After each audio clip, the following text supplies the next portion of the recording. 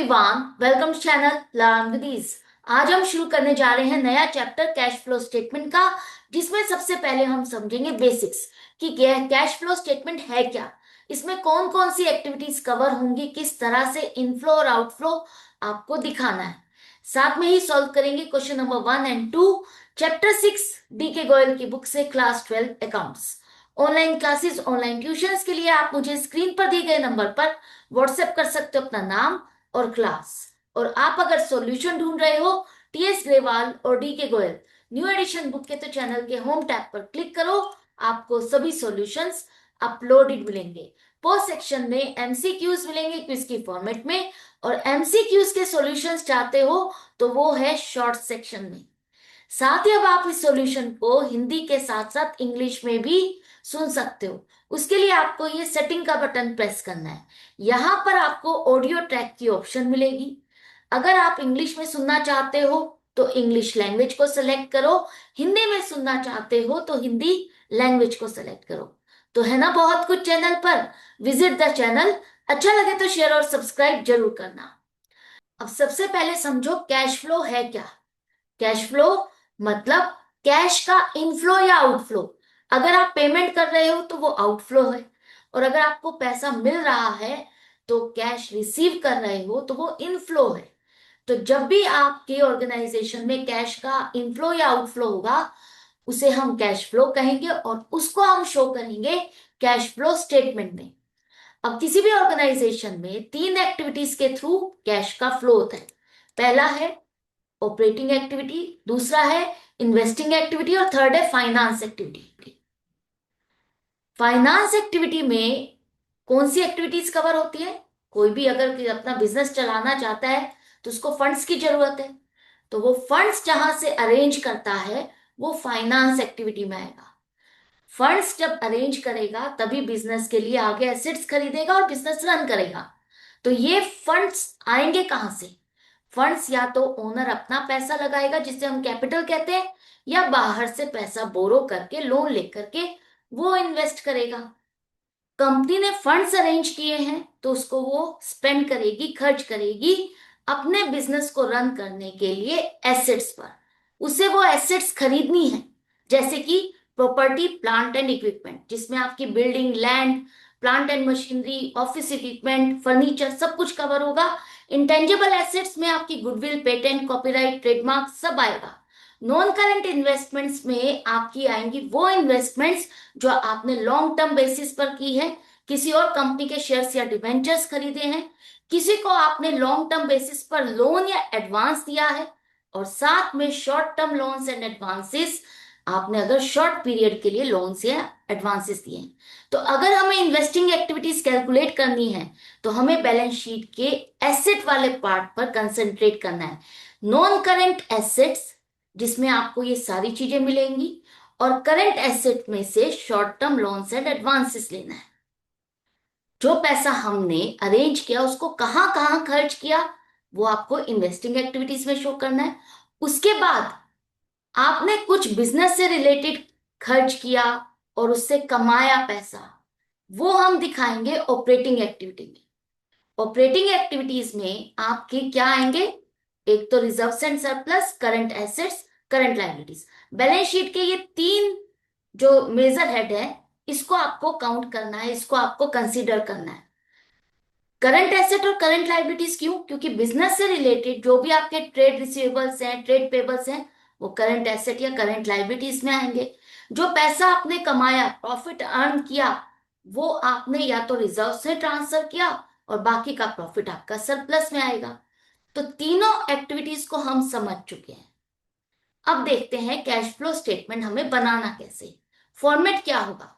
सबसे पहले ऊपर लिखोगे कैश फ्लो स्टेटमेंट कौन सी कंपनी का है, कौन से साल के लिए बना रहे हो। उसके बाद 2 कॉलम बनेंगे, डिटेल्स, जिसमें आप पूरी डिटेल दिखाओगे, क्या इनफ्लो हुआ, क्या आउटफ्लो हुआ, और लास्ट वाले कॉलम में फाइनल अमाउंट, जो नेट अमाउंट है, वो आपको शो करनी है। तो सबसे पहले हम कवर करते हैं cash flow from operating activities. Operating activities जैसा कि बिजनेस से रिलेटेड है, तो आपको क्या चाहिए? प्रॉफिट, कि हमने इस साल कितना प्रॉफिट अर्न किया। वो प्रॉफिट जिसमें से अभी आपने टैक्स को माइनस ना किया हो और कोई भी एक्स्ट्रा ऑर्डिनरी आइटम इंक्लूड ना हो। अब इसकी कैलकुलेशन कैसे होगी? इसकी कैलकुलेशन के लिए हमें नेट प्रॉफिट चाहिए जो हमने इस साल अर्न किया। वो कहाँ मिलेगा? बैलेंस शीट में आपकी इक्विटी एंड लायबिलिटीज में शेयर होल्डर्स फंड आता है, जिसमें आपका रिजर्व्स एंड सरप्लस सब हेड है, जिसकी डिटेल आपको नोट्स टू अकाउंट में मिलेगी। नोट्स टू अकाउंट में यहां पर सरप्लस में आप इस साल का प्रॉफिट ढूंढोगे। ढूंढोगे मतलब क्या? यह यहाँ जो फिगर दी है वो हमें पूरी की पूरी फिगर एज अ प्रॉफिट नहीं लेनी, बिल्कुल नहीं। कंपनी की जो बैलेंस शीट होती है वो 2 सालों की आप शो करते हो, एक प्रीवियस ईयर की और एक करंट ईयर। तो यहां पर जो हम प्रॉफिट लेंगे इन दोनों का डिफरेंस। डिफरेंस क्यों लेंगे? क्योंकि कंपनी की बैलेंस शीट में प्रॉफिट आप एक साल का नहीं दिखा रहे हो, एक्यूमुलेटेड प्रॉफिट दिखा रहे हो। जब से कंपनी बनी है आज तक उसने जो भी प्रॉफिट या लॉस अर्न किया, नेट अमाउंट वो ये है। प्रीवियस ईयर तक वो उसने इतना प्रॉफिट अर्न किया था, इस साल का प्रॉफिट ऐड करके इतना फिगर हो गया। तो अगर मुझे इस साल का प्रॉफिट चाहिए तो मैं current year minus previous year करूंगी, तब जाकर के इस साल का प्रॉफिट मिलेगा। अब जो ये प्रॉफिट है इसमें हमने बहुत सारी एडजस्टमेंट्स की हैं। हमें प्रॉफिट बिफोर टैक्स चाहिए, लेकिन प्रॉफिट बिफोर टैक्स में से आपने बहुत सारी चीजें माइनस की हैं। आपने इसमें से टैक्स का प्रोविजन किया है, एस्टिमेटेड टैक्स को माइनस किया है। उसके बाद आपने जो प्रॉफिट बचा डिविडेंड डिस्ट्रीब्यूट किया, कुछ हिस्सा रिजर्व्स में ट्रांसफर किया। उसके बाद जो प्रॉफिट बचा वो बैलेंस शीट में ट्रांसफर हुआ है। तो ये वाला आपको बैलेंस नहीं चाहिए। कैश फ्लो स्टेटमेंट के लिए हमें ये वाला प्रॉफिट चाहिए। तो जो आपने प्रॉफिट अर्न किया उसको कैलकुलेट करने के लिए आपने जो प्लस माइनस किया है उसको वापस से रिवर्स करना होगा। अगर आपने कोई अमाउंट रिजर्व में ट्रांसफर किया है तो वो वापस से ऐड करना होगा। उसके बाद अगर आपने डिविडेंड डिस्ट्रीब्यूट किया है इस साल तो वो आपको ऐड करना होगा। और अगर आपने कोई टैक्स का प्रोविजन किया है, प्रॉफिट का ही तो एक हिस्सा आपने टैक्स के प्रोविजन के लिए शिफ्ट कर दिया, ट्रांसफर कर दिया, तो वो भी आपको ऐड करना है, क्योंकि हमने कितना प्रॉफिट अर्न किया इस साल वो हमें चाहिए। उसके बाद अगर इस प्रॉफिट में से आपने कुछ एक्स्ट्रा ऑर्डिनरी आइटम्स को माइनस किया है जो कि हर साल नहीं होते, ऐसे खर्चे ऐसे नुकसान जो हर साल नहीं होते वो हम वापस से प्लस करेंगे। इसी तरह से ऐसी इनकम जो आपको हर साल नहीं होती, ऐसी एक्स्ट्रा ऑर्डिनरी इनकम को हम माइनस करेंगे। हमें एक्चुअल हमारे बिजनेस से रिलेटेड जो प्रॉफिट है हमें वो चाहिए। अब इसमें कवर क्या होता है? अगर हम एबनॉर्मल प्रॉफिट्स या एक्स्ट्रा ऑर्डिनरी इनकम की बात करें तो उसमें आएगा इंश्योरेंस क्लेम रिसीव। आपने कोई लॉस हुआ तो उसका इंश्योरेंस क्लेम रिकवर किया। लॉटरी इनकम आई, बेड डेट से पैसा मिल गया है सडनली, हर साल तो ऐसा नहीं होता। इनकम टैक्स जो आपने पे किया उसका रिफंड आया। तो ये सारे एबनॉर्मल इनकम है, हर साल नहीं होती, कभी कभी होती है, तो हम इसे लेस कर देंगे अगर हमारे इस प्रॉफिट में ये एडिड है। इसी तरह से एबनॉर्मल लॉसेस क्या है? जैसे loss by theft, loss by fire, ऐसा नुकसान जो आपको हर साल नहीं होता वो हम यहां से जो माइनस कर चुके हैं वापस से ऐड करेंगे। इन सारी एडजस्टमेंट्स के बाद हमारे पास आ जाएगा net profit before tax and extra ordinary, लेकर के हम अपनी ऑपरेटिंग एक्टिविटीज में वापस आ जाएंगे। तो ये आ गया net profit before tax and extra ordinary items. ये जो आपका फॉर्मेट है ना कैश फ्लो स्टेटमेंट का, प्रॉपरली आपकी कंपनीज एक्ट में स्पेसिफाइड है, उसी फॉर्मेट में ही आपको इसे बनाना है। अकाउंटिंग स्टैंडर्ड्स में इसका फॉर्मेट स्पेसिफाइड है, AS3 में, उसी के अकॉर्डिंग आपको इसे बनाना है। इसके बाद अब हम एडजस्टमेंट्स करेंगे non cash and non operating item. Non cash का मतलब, नॉन कैश का मतलब वो खर्चे जिसके लिए आपने कोई कैश में पेमेंट नहीं की, वो इनकम जो आपको कैश में रिसीव नहीं हुई। आप प्रॉफिट एंड लॉस अकाउंट में बहुत सारे खर्चे और इनकम दिखाते हो जिसके लिए आपको कैश में रिसीव नहीं होता या पेमेंट नहीं करते, जैसे कि डेप्रिसिएशन। आपने अगर कोई एसेट खरीदी है, उसे यूज कर रहे हो, तो आप एक टाइम पीरियड के अकॉर्डिंग उस पर डेप्रिसिएशन का खर्चा डालते जाते हो। तो वो जो डेप्रिसिएशन का खर्चा आपने डाला प्रॉफिट एंड लॉस में, उसके लिए आपने किसी को कैश में पेमेंट नहीं की, उसके लिए कैश का आउटफ्लो नहीं हुआ, तो हमें इसे ऐड करना है। इसी तरह से कोई आपने प्रिलिमिनरी एक्सपेंसेस पिछले सालों में किए, प्रिलिमिनरी एक्सपेंसेस मतलब जो आप अपनी कंपनी बनाने के लिए स्टार्टिंग में जो खर्चे करते हो। आजकल तो कंपनीज एक्ट में स्पेसिफाइड है कि प्रिलिमिनरी एक्सपेंसेस आप जिस साल करते हो उसी फर्स्ट ईयर में उसको राइट ऑफ करना है। अगर पहले के कोई प्रिलिमिनरी एक्सपेंसेस है, पुरानी कंपनी है, उसके राइट ऑफ नहीं हुए और वो आगे चल करके धीरे धीरे राइट ऑफ कर रही है, इसको इसने अपनी एसेट्स में शो किया हुआ है, तो वो जो अब आप राइट ऑफ कर रहे हो, खर्चा तो आप पहले कर चुके हो, आज आप उसे बैलेंस शीट से निकाल करके ट्रांसफर कर रहे हो। जैसे आप एडवर्टाइजमेंट सस्पेंस अकाउंट, एडवर्टाइजमेंट का खर्चा एक ही बार में पूरा कर दिया, बेनिफिट आपको कई सालों तक मिलने वाला है, तो थोड़ा थोड़ा करके आप खर्चा प्रॉफिट एंड लॉस में ट्रांसफर करते हो, जो बैलेंस बच गया वो आप बैलेंस शीट में शो करते हो। उसी तरह से खर्चा आउटफ्लो तो पहले हो चुका, आज हम उस एक्सपेंस को प्रॉफिट एंड लॉस में ट्रांसफर कर रहे हैं। तो जब इसके लिए हमने कोई आउटफ्लो नहीं किया, हमने कोई कैश में स्पेंड ही नहीं किया, तो आप इसे ऐड करोगे। इसी तरह से आप जब डिबेंचर्स इशू करते हो, अगर आपने ये डिस्काउंट पर इशू किए, 100 रुपए का डिबेंचर 90 रुपए में दे दिया, तो जब आप डिस्काउंट दे रहे हो तो उसके लिए आपने किसी को 10 रुपए की पेमेंट नहीं की, आपको नुकसान हो रहा है 10 रुपए का। 100 रुपए की चीज आपने 90 रुपए में बेची, डेफिनेटली 10 रुपए का नुकसान हो रहा है, जिसे हमें प्रॉफिट एंड लॉस में रिकॉर्ड भी करना है, लेकिन इसके लिए आपने किसी को पेमेंट नहीं की। अगर पेमेंट नहीं की तो हम इसको वापस से ऐड करेंगे। हमें वो खर्चे लेने हैं जिसके लिए हमने पेमेंट की है, कैश में पेमेंट की है।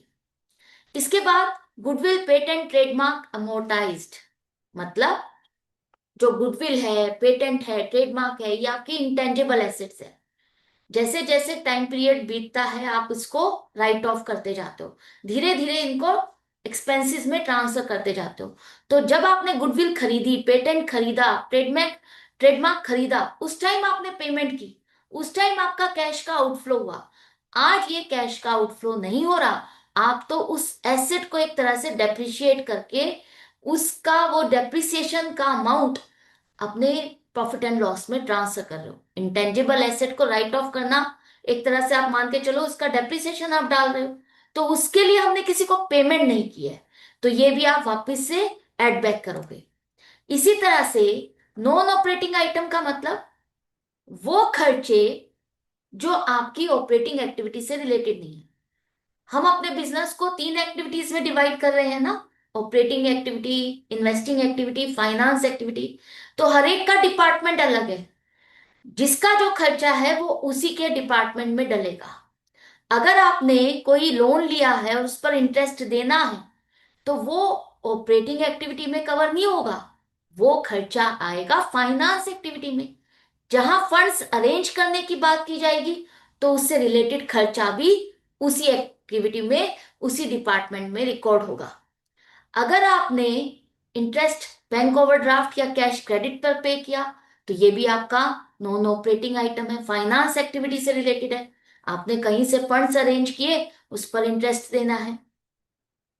इसके बाद अगर आपने एसेट को बेचा, किसी भी एसेट को बेचा, मान लेते हैं कोई मशीनरी आपने बेची, 1 लाख रुपए की मशीनरी है, इसको 80,000 में बेच दिया, 20,000 का नुकसान हम अपने प्रॉफिट एंड लॉस में रिकॉर्ड करते हैं। तो पहली बात तो, अगर आपने 1 लाख की मशीन को 80,000 में बेच दिया, तो 80,000 का इनफ्लो हुआ, जो 20,000 का लॉस हुआ वो आपने अपने एक्सपेंसेस में तो रिकॉर्ड कर लिया, लेकिन उसके लिए आपने किसी को पेमेंट नहीं की। और जब आउटफ्लो नहीं हो रहा, तो हम उसके लिए कैश फ्लो में आउटफ्लो नहीं शो करेंगे, इसको वापस से ऐड करेंगे। एक तो ये नॉन कैश है, दूसरा ये नॉन ऑपरेटिंग भी है, क्योंकि सेल परचेज ऑफ एसेट आपका कहां कवर होगा, इन्वेस्टिंग एक्टिविटी में। इन्वेस्टिंग एक्टिविटी में ही आपने देखा था ना, जितनी भी एसेट्स हमने खरीदी वो कहां शो की थी, इन्वेस्टिंग एक्टिविटी में। तो अगर आपने उन्हीं एसेट्स को बेचा, उनसे जो इनफ्लो हुआ वो आपका इन्वेस्टिंग एक्टिविटी में आएगा। इसके बाद increase in provision for doubtful debts. अब आपके जो डेटर्स हैं, आपको लगता है कि ये पूरे के पूरे डेटर्स में से कुछ अमाउंट ऐसा है जो मुझे पेमेंट नहीं करेंगे पैसा डूब सकता है। तो आपने अपने आप से एक एस्टिमेटेड अमाउंट का प्रोविजन फॉर डाउटफुल डेट्स बनाया, आपने इसे अपने एक्सपेंसेस में रिकॉर्ड कर दिया। अभी हुआ तो नहीं है, आपने किसी को पेमेंट तो नहीं की ना इसके लिए। तो जब ये आप इसके लिए कोई पेमेंट नहीं कर रहे, तो आप इसको वापस से ऐड बैक करोगे, क्योंकि हमने ये खर्चा प्रॉफिट एंड लॉस में दिखाया है। अगर सिंपल लैंग्वेज में से हम समझे तो हम ये कह सकते हैं कि प्रॉफिट एंड लॉस अकाउंट में जो भी आपने खर्चे डाले हैं, और अगर उन खर्चों में से कुछ खर्चे ऐसे हैं जिसके लिए आपने पेमेंट नहीं की, तो वो आपको सारे के सारे वापस ऐड बैक करने हैं। दूसरा, जो आपके ऑपरेटिंग एक्टिविटी से रिलेटेड नहीं है, वो खर्चे जो हमारे इस डिपार्टमेंट से रिलेटेड नहीं है, वो वापस ऐड बैक करेंगे। इसी तरह से कुछ इनकम है जो आपकी ऑपरेटिंग एक्टिविटी से रिलेटेड नहीं है, प्रॉफिट एंड लॉस अकाउंट में आपने उसे दिखाया है। कैसी income? Interest income. Interest income कब होती है? जब आपने किसी और कंपनी के डिबेंचर्स खरीदे या किसी को लोन दिया इंटरेस्ट के बेस पर, तो वो जो इंटरेस्ट आपको मिल रहा है वो आपकी इन्वेस्टिंग एक्टिविटी है। क्योंकि जो पैसा आपके पास आया, फंड्स आपने जो अरेंज किए, उसको कहाँ आपने खर्च किया, वो इन्वेस्टिंग एक्टिविटी है। इन्वेस्टमेंट में अगर आपने किसी और कंपनी के डिबेंचर खरीदे या किसी को लोन दिया, इंटरेस्ट उस पर मिल रहा है, तो वो सारा का सारा इन्वेस्टिंग एक्टिविटी है, आपका ऑपरेटिंग एक्टिविटी नहीं है। डिविडेंड मिलना, डिविडेंड कब मिलता है? जब आपने किसी और कंपनी के शेयर्स खरीदे, हमने किसी और कंपनी के शेयर्स पर इन्वेस्ट किया, तो ये इन्वेस्टिंग एक्टिविटी में कवर होगा।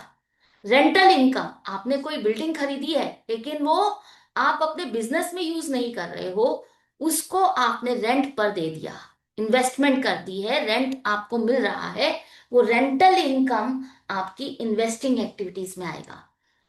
इसके बाद जो प्रोविजन फॉर डाउटफुल डेट्स है, अगर इंक्रीज हो रहा है तो हमने क्या किया, उसको ऐड बैक किया कि भैया हमने इसके लिए कोई कैश में पेमेंट नहीं की। इसी तरह से provision for doubtful debts decrease हो रहा है, जब आपने पहले बहुत ज्यादा अमाउंट का प्रोविजन किया हुआ है और अब आप उसको उतने अमाउंट से घटा करके कम अमाउंट का प्रोविजन रखना चाहते हो, तो वो आप प्रोविजन ऐड बैक करते हो, जिसे आप प्रॉफिट एंड लॉस अकाउंट में क्रेडिट साइड पे दिखाते हो। लेकिन उसके लिए आपको कोई कैश नहीं मिला। जब कैश नहीं मिला तो इनफ्लो नहीं हुआ, इनफ्लो नहीं है तो हम इसको लेस कर देंगे। ये हो गई आपकी एडजस्टमेंट्स। इसके बाद आपने अगर कोई एसेट बेची, उसको सेल करते हुए प्रॉफिट किया, प्रॉफिट मिल रहा है, तो सेल परचेज ऑफ एसेट आपकी इन्वेस्टिंग एक्टिविटी है। 1 लाख की एसेट को 1,20,000 में बेचा, 1 लाख की एसेट को 1,20,000 में बेचा, तो जो फंड्स आपके पास जितने आए, इनफ्लो हुआ 1,20,000 को हम इन्वेस्टिंग एक्टिविटी में दिखाएंगे। जो 20,000 का एक्स्ट्रा प्रॉफिट आप दिखा रहे हो उसके लिए कोई एक्स्ट्रा इनफ्लो नहीं हो रहा। दूसरा, ये हमारा ऑपरेटिंग एक्टिविटी का नहीं है, तो इसलिए हम इसको यहां से लेस करेंगे। इन सारी एडजस्टमेंट्स के बाद अब जो आपका प्रॉफिट आप इसे कहोगे, वो क्या कहोगे? Operating profit before working capital changes. इसके बाद आपको क्या करना है? जैसा कि मैंने कहा था कि आपकी करंट एसेट्स और करंट लाइबिलिटीज डायरेक्टली आपके बिजनेस से रिलेट करती हैं। अगर आपके ट्रेड पेबल्स इंक्रीज या डिक्रीज हो रहे हैं तो वो आपके बिजनेस से रिलेटेड है। आपकी ट्रेड रिसीवर्स इंक्रीज डिक्रीज हो रहे हैं तो वो बिजनेस से रिलेटेड है। एक बात और, कैश फ्लो स्टेटमेंट में हम इंक्रीज या डिक्रीज को देखते हैं कि पिछले साल से हमारी ये लाइबिलिटी इंक्रीज हुई है या डिक्रीज हुई है, पिछले साल से हमारी ये एसेट इंक्रीज हुई है डिक्रीज हुई है, राइट। अब operating profit before working capital changes में हमें करंट लाइबिलिटीज और करंट एसेट्स में जो चेंजेस आए हैं उसको शो करना है। तो करंट लाइबिलिटीज इंक्रीज हो रही है, लास्ट ईयर से उसका बैलेंस इंक्रीज हो रहा है, इसका मतलब ये इनफ्लो है। कैसे? अगर आपने सामान उधार पर खरीदा, स्टॉक क्रेडिट पर ले आए, आपने उसकी पेमेंट नहीं की, तो एक तरह से आपने उससे लोन लिया है। इतने टाइम पीरियड के लिए आपने उससे फंड्स अरेंज किए हैं, स्टॉक की पेमेंट करे बिना आप स्टॉक खरीद लाए हो, तो ये एक तरह से इनफ्लो है। लाइबिलिटी इंक्रीज कब होती है? जब आप किसी से कोई सामान लेते हो, तो यहां पर अगर हमने स्टॉक खरीदा है, उसकी पेमेंट नहीं की, तो ये एक तरह से उतनी अमाउंट का हमारे पास इनफ्लो हुआ। अगर यही करंट लाइबिलिटी आपकी डिक्रीज हो जाती है, उसका बैलेंस लास्ट ईयर से इस साल डिक्रीज हो जाता है, कम हो जाता है, तो इसका मतलब आपने इस लाइबिलिटी की पेमेंट कर दी। पेमेंट करोगे तो इसका मतलब आउटफ्लो होगा। जब लाइबिलिटी की आप पेमेंट कर दोगे तो कैश का आउटफ्लो होगा, माइनस करेंगे हम। इसी तरह से करंट एसेट्स, यहां पर तो अगर इंक्रीज हो रहा है तो आप प्लस कर रहे हो, डिक्रीज हो रहा है तो लेस कर रहे हो। डायरेक्ट रिलेशन चल रहा है, इंक्रीज होने पर प्लस और डिक्रीज होने पर माइनस। लेकिन करंट एसेट में इसका उल्टा चलेगा। अगर आपकी करंट एसेट्स इंक्रीज हो रही है, अगर आपकी करंट एसेट्स इंक्रीज हो रही है, एसेट कब इंक्रीज होती है? जब आप उसे खरीदते हो, और खरीदते हुए आपने इसका मतलब उसके लिए पेमेंट की। पेमेंट करोगे तो क्या होगा? आउटफ्लो होगा। तो अगर आपकी इंक्रीजिंग करंट एसेट है तो वो आउटफ्लो है जिसे हम लेस करेंगे। अगर आपकी करंट एसेट डिक्रीज हो रही है, इसका मतलब आपने अपनी एसेट को बेच दिया। एसेट को बेचोगे तो आपके पास फंड्स आएंगे, इनफ्लो होगा, तो हम इसको ऐड करेंगे। तो करंट एसेट के केस में उल्टा रिलेशन चलेगा, डिक्रीज होने पर इनफ्लो होगा और इंक्रीज होने पर आउटफ्लो होगा। आपको इसे इस सिंपल लैंग्वेज में इसे समझना होगा। करंट एसेट और करंट लाइबिलिटीज में क्या कवर होता है ये मैं पहले भी एक्सप्लेन कर चुकी हूं। इसके बाद जो प्लस माइनस करने के बाद आपके पास प्रॉफिट आएगा उसे हम क्या कहते हैं? Cash generated from operations. इसमें अब हम क्या एडजस्टमेंट करेंगे? इसमें से अब आप जो आपने इनकम टैक्स पे किया ड्यूरिंग द ईयर, जो आपने इनकम टैक्स की पेमेंट की है, कैश में आउटफ्लो हुआ, उसे आप लेस करोगे। लेकिन अगर आपको कोई इनकम टैक्स रिफंड मिला है तो उसे आप यहीं पर ही माइनस करके नेट अमाउंट करोगे। इनकम टैक्स रिफंड डेफिनेटली आपका एक्स्ट्रा ऑर्डिनरी आइटम है जिसे आपने स्टार्टिंग में भी कवर अप किया है, लेकिन अब यहां पर इसे एक्स्ट्रा ऑर्डिनरी आइटम की जगह अगर आप इनकम टैक्स पे कर रहे हो तो यहीं पर ही इसके साथ ही नेट अमाउंट करके इसको शो करोगे। इसके बाद cash flow before extra ordinary items लिखोगे। हमारा जो ये प्रॉफिट आया है उसको हम क्या कहेंगे? Cash flow before extra ordinary item. अब इसमें से अगर आपके कोई एक्स्ट्रा ऑर्डिनरी एक्सपेंसेस हुए हैं इस साल, उसे वापस से लेस कर दोगे। जो आपकी एक्स्ट्रा ऑर्डिनरी इनकम हुई है, जो आपने स्टार्टिंग में लेस कर दी थी, इसको वापस से ऐड कर देंगे। तो जो आइटम्स आपने पहले प्लस माइनस किए थे एक्स्ट्रा ऑर्डिनरी वाले प्रॉफिट और लॉसेस, वो वापस से सही फॉर्म में आपको प्लस माइनस करना है। मतलब इनकम है तो प्लस ही करोगे और लॉसेस है तो माइनस करोगे। इसके बाद जो नेट अमाउंट आपके पास आएगी वो आपको नेट कैश फ्रॉम या used in operating activities show करना है। फ्रॉम कब आएगा? जब आपके पास इसका आंसर पॉजिटिव में आएगा। प्लस माइनस करने के बाद अगर आपके पास यहां पर फिगर पॉजिटिव में आती है, इसका मतलब ऑपरेटिंग एक्टिविटीज से ड्यूरिंग द ईयर हमारे पास कैश का इनफ्लो हुआ है।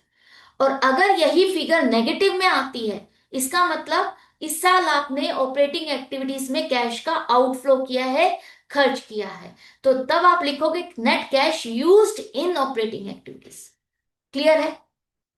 इसके बाद सेकेंड एक्टिविटी आएगी आपकी cash flow from investing activities, जिसमें आप क्या दिखाते हो कि आपने अगर कोई एसेट बेची तो आपके पास जो फंड्स आए वो आपको यहां पर दिखाने हैं। मान लेते हैं 1 लाख की मशीनरी आपने बेची 80,000 में, तो आपने कितने रुपए में बेची? जो फंड्स आपके पास आए इनफ्लो 80,000, बस वही यहां पर शो करना है। लॉस या प्रॉफिट यहां पर आपको नहीं शो करना। कैश फ्लो स्टेटमेंट सिर्फ और सिर्फ आपका शो करेगा कि आपके पास फंड्स क्या आ रहे हैं और फंड्स क्या जा रहे हैं। तो अगर आपको जो भी एसेट बेच करके जो भी पैसा मिल रहा है वही आपको यहां पर शो करना है, प्रॉफिट या लॉस को नहीं शो करना, उसको इग्नोर करना है। इसी तरह से किसी इन्वेस्टमेंट पर आपको इंटरेस्ट या डिविडेंड मिला जो कि हमने ऑपरेटिंग एक्टिविटी में से माइनस कर दिया था, वो आपको यहां पर ऐड करना है। जो आपने रेंट रिसीव किया, कोई प्रॉपर्टी आपने जो रेंट पर दी है, वो आपका इन्वेस्टिंग एक्टिविटीज में आएगा। इसके बाद आपने अगर इसी साल कोई एसेट खरीदी जिसके लिए आउटफ्लो हुआ, वो आपको लेस करके यहाँ पर शो करना है। एसेट कोई भी तरह से हो सकती है, property plant and equipment, intangible asset, या आपने कोई इन्वेस्टमेंट्स की है, कोई नॉन करंट इन्वेस्टमेंट, वो आपकी यहां पर आएगी।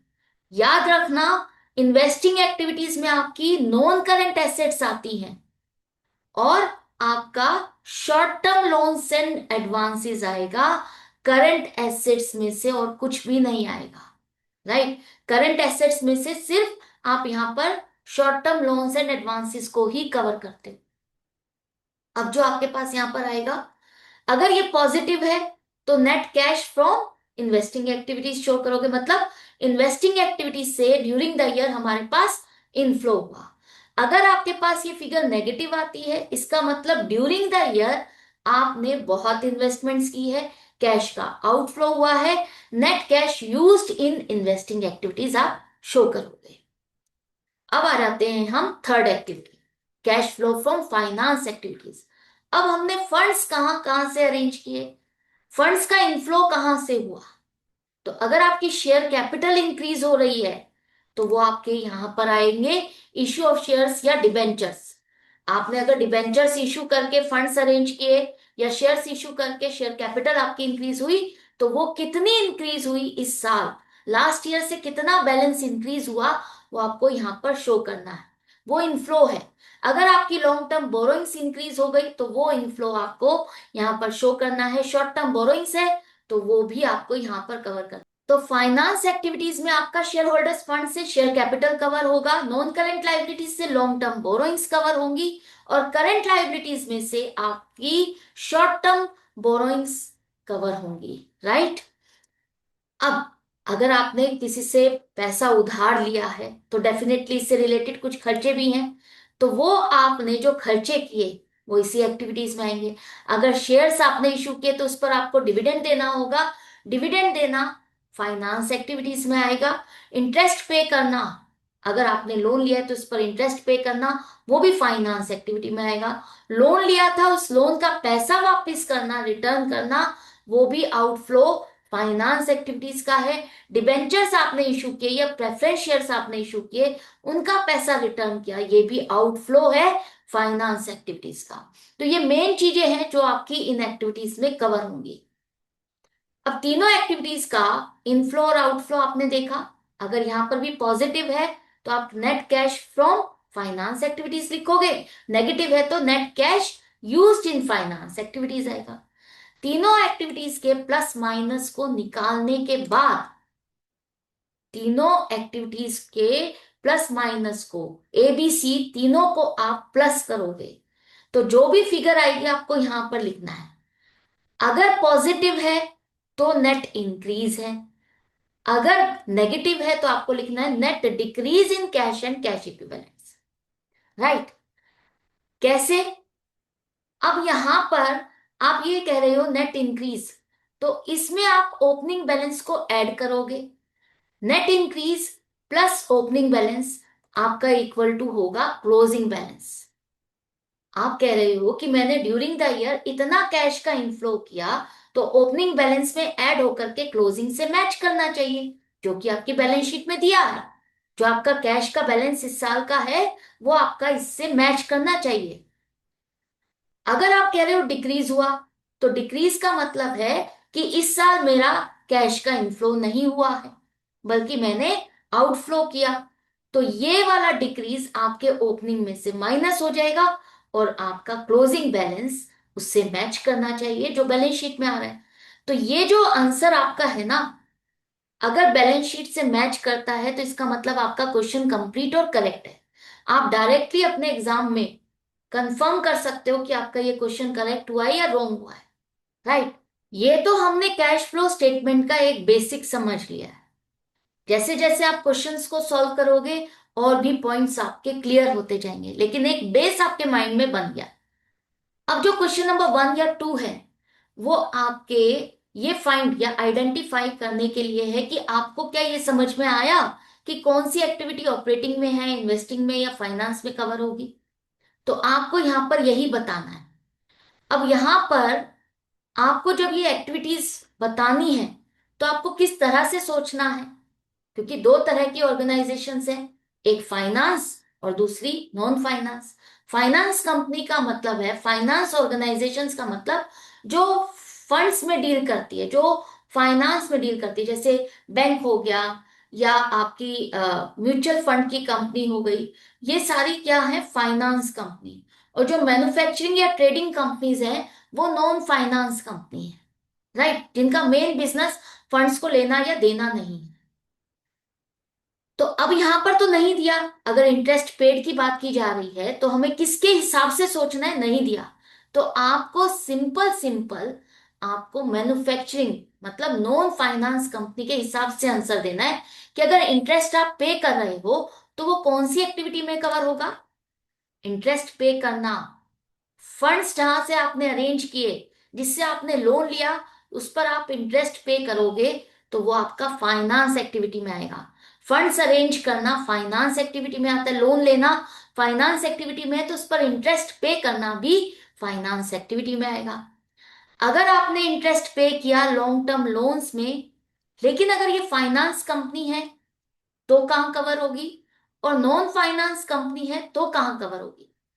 अगर हम कहें interest paid on long term loans by finance company, तो फाइनेंस कंपनी का बेसिक बिजनेस क्या होता है, लोन पर पैसा देना और लेना, उस पर इंटरेस्ट की इनकम अर्न करना।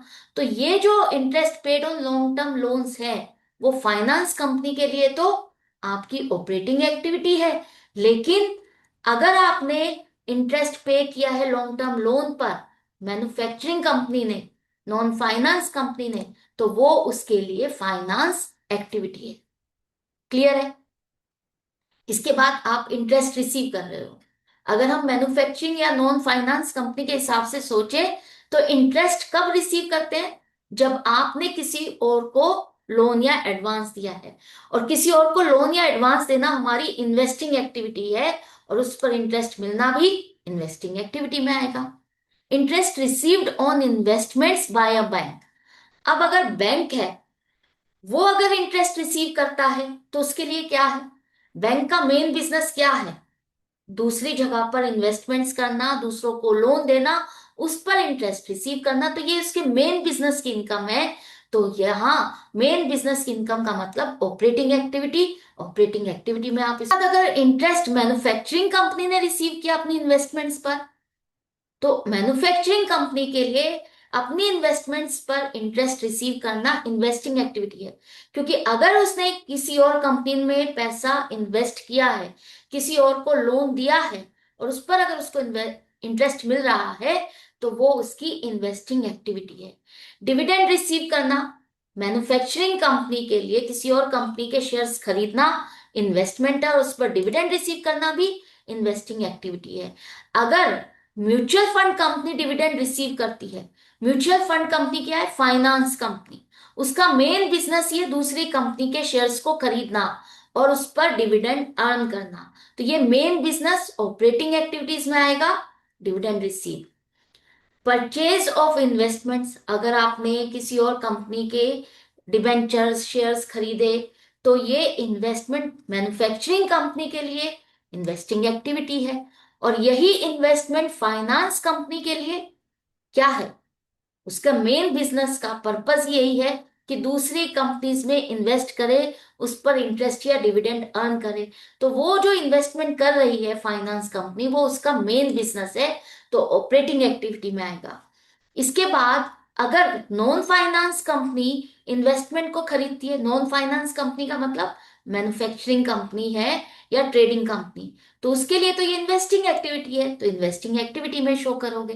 बैंक का बैलेंस, कैश या कैश इक्विवेलेंट का मतलब क्या है, कैश का बैलेंस, बैंक का बैलेंस, उसके बाद आपके मार्केटेबल सिक्योरिटीज, फिक्स डिपॉजिट्स, वो सारे के सारे कैश एंड कैश इक्विवेलेंट में आते हैं। तो बैंक का बैलेंस आपका कैश एंड कैश इक्विवेलेंट में आएगा। Short term deposits in bank, ये भी आपका कैश एंड कैश इक्विवेलेंट में आएगा। वो सारी चीजें जो आप बहुत जल्दी से जल्दी कैश में कन्वर्ट कर सकते हो, with in 24 hours, with in 3 days आप जो कैश में कन्वर्ट कर सकते हो, वो सारे कैश एंड कैश इक्विवेलेंट है। बैंक ओवरड्राफ्ट, बैंक ओवरड्राफ्ट क्या है, एक तरह से बैंक से लोन लेना, बैंक से लोन लेना, फंड्स अरेंज करना, मैन्युफैक्चरिंग कंपनी के लिए फाइनेंस एक्टिविटी है। मार्केटेबल सिक्योरिटीज, मार्केटेबल सिक्योरिटीज मतलब शेयर्स या डिबेंचर्स आपने किसी कंपनी के खरीदे, शॉर्ट पीरियड के लिए खरीदे, जिसे आप विद इन 30 डेज मार्केट में बेच करके कैश में कन्वर्ट कर सकते हो, वो कैश एंड कैश इक्विवेलेंट में आएगा। तो जब इस तरह से आप प्रैक्टिस करते हो तो आपको अच्छे से समझ में आता है कि कौन सी चीज कौन सी एक्टिविटी में कवर होगी, कहाँ मुझे शो करना है। इसी तरह से क्वेश्चन नंबर 2 में आपको इन एक्टिविटीज के बारे में बताना है। अगर ये फाइनेंस कंपनी है तो कहाँ आएगा, और मैन्युफैक्चरिंग कंपनी है तो कहाँ शो करोगे। तो सबसे पहले हम फाइनेंस कंपनी के हिसाब से सोचते हैं। अगर फाइनेंस कंपनी है, अगर वो किसी कंपनी के शेयर्स खरीद रही है या शेयर्स को बेच करके उसको पैसा मिल रहा है, तो ये उसके लिए ऑपरेटिंग एक्टिविटी है, राइट, क्योंकि ये उसका मेन बिजनेस है। अगर उसने शेयर्स को खरीदते हुए ब्रोकरेज पे की, तो उसके लिए ये खर्चा है, नॉर्मल बिजनेस का खर्चा, ऑपरेटिंग एक्टिविटी में आएगा। Loans and advances made to third party, finance company का काम है दूसरों को लोन देना, एडवांस देना, तो ये उसके लिए क्या है, ऑपरेटिंग एक्टिविटी। इसी तरह से अगर फाइनेंस कंपनी को उसके लोन्स एंड एडवांसेस रिटर्न मिल जाते हैं, पैसा वापस मिल जाता है, तो वो भी आपका ऑपरेटिंग एक्टिविटी में आएगा। अगर फाइनेंस कंपनी ने किसी और कंपनी के शेयर्स और डिबेंचर्स खरीदे और उस पर डिविडेंड या इंटरेस्ट मिलता है, तो वो उसका मेन बिजनेस से रिलेटेड है, वो आपका ऑपरेटिंग एक्टिविटी में आएगा। इसके बाद अगर हमने सैलरी पे की एम्प्लॉय को, तो ये तो हमारे बिजनेस से रिलेटेड है, ऑपरेटिंग एक्टिविटी में ही आएगा। अगर हमने किसी से पैसा उधार लिया, फाइनेंस कंपनी ने अगर लोन लिया है, तो वो अगर उस पर इंटरेस्ट पे करेगी तो वो ऑपरेटिंग एक्टिविटी में आएगा, क्योंकि फाइनेंस कंपनी का काम ही है लोन देना या लेना, तो उस पर इंटरेस्ट पे करना भी ऑपरेटिंग एक्टिविटी में कवर होगा। अब फाइनेंस कंपनी ने अपने शेयर होल्डर्स को डिविडेंड पे किया, तो किस एक्टिविटी में आएगा। हम शेयर्स इशू करते हैं फंड्स अरेंज करने के लिए, डेफिनेटली सही बात है, और फाइनेंस कंपनी का काम भी फंड्स अरेंज करना है, फंड्स देना है। तो क्या ये ऑपरेटिंग एक्टिविटी में आएगा? नहीं, ये आपका फाइनेंस एक्टिविटी में आएगा। अगर फाइनेंस कंपनी शेयर्स इशू करती है, तो वो उसका फाइनेंस एक्टिविटी में आएगा, और शेयर्स पर डिविडेंड देना शेयर होल्डर्स को, ये भी आपका फाइनेंस एक्टिविटी में आएगा, राइट। अब इसी तरह से इन्हीं सभी एक्टिविटी को आपको सोचना है मैन्युफैक्चरिंग कंपनी के लिए, नॉन फाइनेंस कंपनी के लिए। अगर नॉन फाइनेंस कंपनी किसी और कंपनी के शेयर्स परचेज करेगी, तो वो उसके लिए इन्वेस्टिंग एक्टिविटी है। अगर उसने उन शेयर्स को बेचा और बेच करके जो फंड्स आ रहे हैं, वो आपका इन्वेस्टिंग एक्टिविटी में ही आएगा। अगर इन शेयर्स को खरीदते हुए हमने ब्रोकरेज पे की, तो ये आपने जो शेयर्स खरीदे हैं, इन्वेस्टमेंट करी है, उससे रिलेटेड एक्सपेंस है, वो आपका इन्वेस्टिंग एक्टिविटी में ही आउटफ्लो होगा। इसके बाद अगर आपने किसी थर्ड पार्टी को लोन्स या एडवांसेस दिए, तो ये आपने लोन्स एंड एडवांसेस किसी को दिए हैं, आपने एक तरह से इन्वेस्टमेंट की है, किसी को एडवांस दिया, तो ये आपका इन्वेस्टिंग एक्टिविटी में आएगा। और उन लोन्स एंड एडवांसेस को वापस से रिटर्न लेना, पैसा आपको मिलना, वो भी आपका इन्वेस्टिंग एक्टिविटीज में आएगा। इसके बाद अगर डिविडेंड या इंटरेस्ट आपने रिसीव किया, जो आपने दूसरी कंपनी के शेयर्स या डिबेंचर्स खरीदे थे, उस पर अगर किसी नॉन फाइनेंस कंपनी को ये मिलता है, तो ये उसकी इन्वेस्टिंग एक्टिविटी में आएगा, क्योंकि शेयर्स और डिबेंचर्स खरीदना उसके लिए इन्वेस्टिंग एक्टिविटी है। इसके बाद अगर एम्प्लॉय को सैलरी देंगे, तो ये ऑपरेटिंग एक्टिविटी है। बोरोइंग्स पर इंटरेस्ट पे करना, अगर कोई नॉन फाइनेंस कंपनी है किसी से लोन लेती है, तो इसका मतलब उसने फंड्स अरेंज किए हैं, वो उसका फाइनेंस एक्टिविटी में आएगा, और उस पर इंटरेस्ट देकर देना, उस पर इंटरेस्ट पे करना फाइनेंस एक्टिविटी। अब एक नॉन फाइनेंस कंपनी अपने शेयर होल्डर्स को डिविडेंड पे करेगी, तो कौन सी एक्टिविटी में आएगा? शेयर्स कब इशू किए जाते हैं? जब किसी कंपनी को फंड्स की जरूरत है, उसको फंड्स की जरूरत है इसलिए उसने शेयर्स इशू किए, फाइनेंस एक्टिविटी में आएगा। तो अगर शेयर्स इशू किए उस पर डिविडेंड पे करना है, तो वो भी फाइनेंस एक्टिविटी में आएगा। तो आई होप ये सारी चीजें आपको अच्छे से समझ में आ गई है। फाइनेंस कंपनी के लिए कौन सी एक्टिविटी इन्वेस्टिंग है और कौन सी एक्टिविटी ऑपरेटिंग है, वही चीज नॉन फाइनेंस कंपनी के लिए क्या है। सारी चीजें अगर आपको क्लियर हो गई है, अच्छे से समझ में आ गया है, तो इसी तरह से आपको मेरे साथ कनेक्टेड रहना है, सीखते रहना है, समझते रहना है। अगर वीडियो हेल्पफुल लगे तो लाइक का बटन प्रेस करना, ज्यादा से ज्यादा फ्रेंड्स में शेयर करना। मिलते हैं नेक्स्ट वीडियो में नेक्स्ट क्वेश्चन के साथ। Goodbye and take care.